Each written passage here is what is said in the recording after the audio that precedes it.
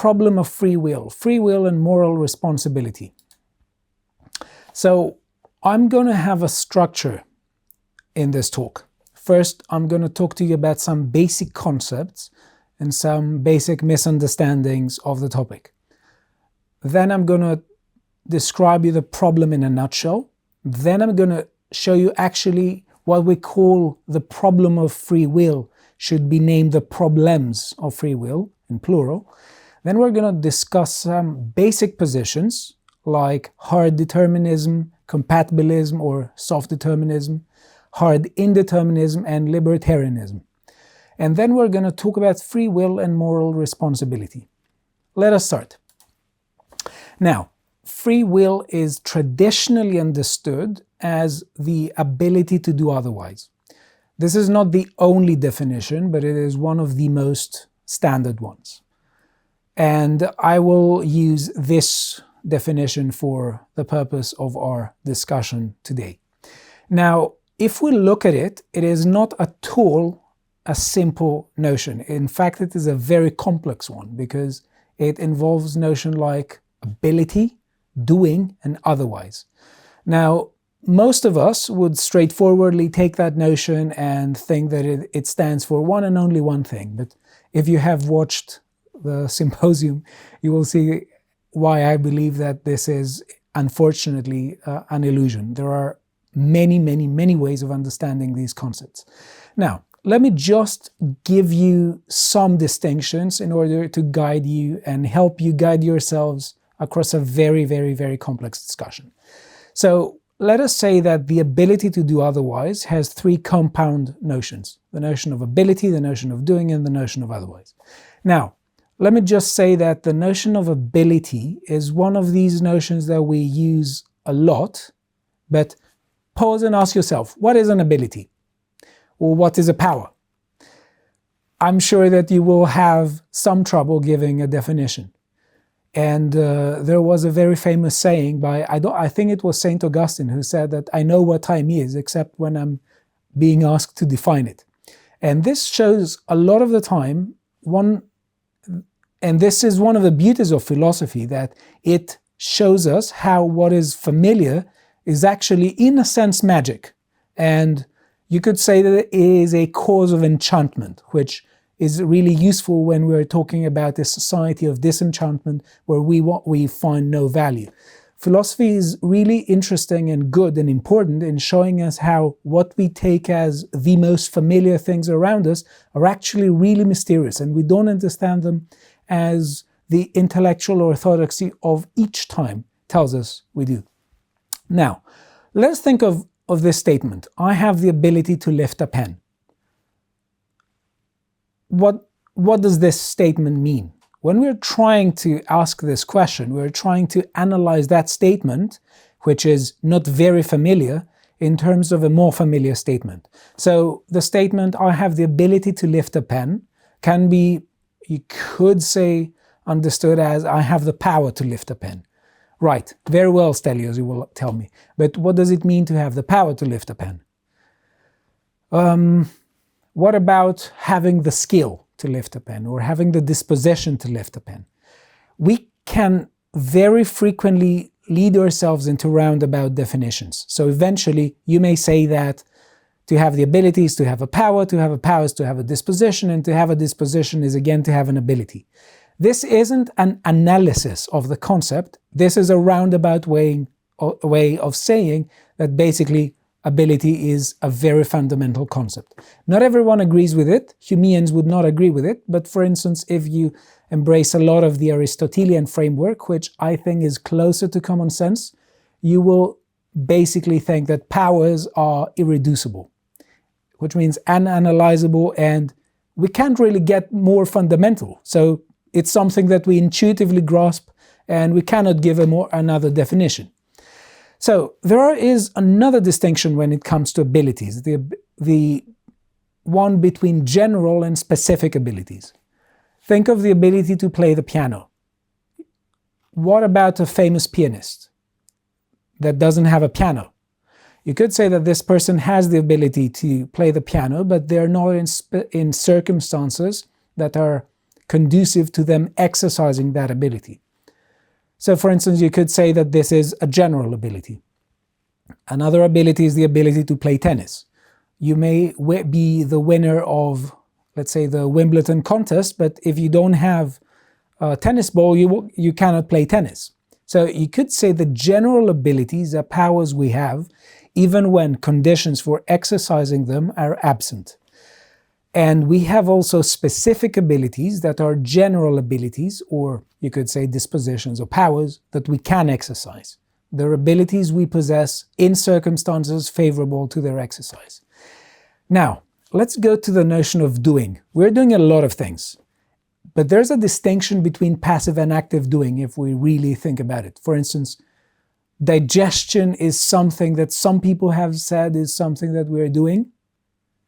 And also choosing or deciding or acting is something that we are doing.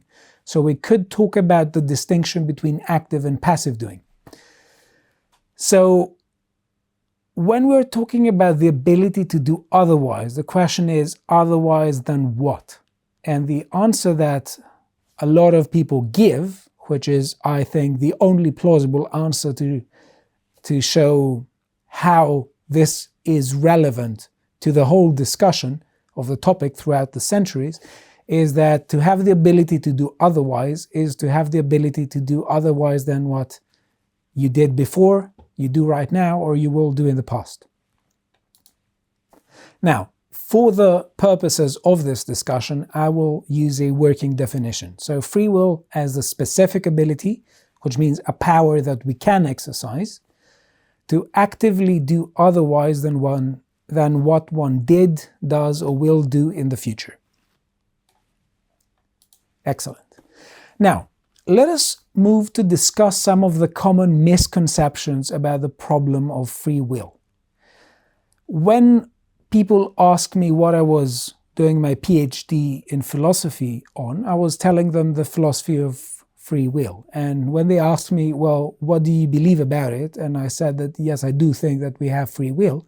They were constantly telling me, but how do we have free will? We live in a world where we are influenced by things. You will see that this is not the problem of free will. So another way to not think about the problem of free will is to portray it as the problem whether we have agency or whether we make decisions. Few people would deny that we make decisions or that we are affecting changes in the environment, which you could say is one of the most standard definitions of agency. So the problem of free will is better characterized as the problem whether we have freedom over choosing or freedom over acting. So it largely concerns whether we are free in making decisions and in acting. Of course, again, there is such a thing as conceptual play or conceptual games. You could slowly change the meaning of agency, or you could bring another meaning of agency. This would disrupt what we just said. But we have to carry on. Now, there are some phrases that are usually taken to describe the problem, but actually do not. So we are told things like, que sera, sera, what will be, or the future will be brought forth by the past, or there is only one form that the totality of states of affairs that hold in the universe can assume at any time. These are not exactly describing the problem of free will, although outside academia or in people who aren't well versed in the topic, they seem to be describing it. The idea that, for instance, what will be is a tautology. It tells us nothing about the specific thing that will be, and it tells us nothing about, for instance, how what will come about. The same happens with the future will be brought forth by the past. We're not told about the manner in which it will be brought forth, and we're not told about the specific form of state of affairs at each time in the universe. And to show you why these actually do not describe the problem of free will, I want to tell you that they are compatible with an indeterministic universe. What will be is true everywhere. in all kinds of universe.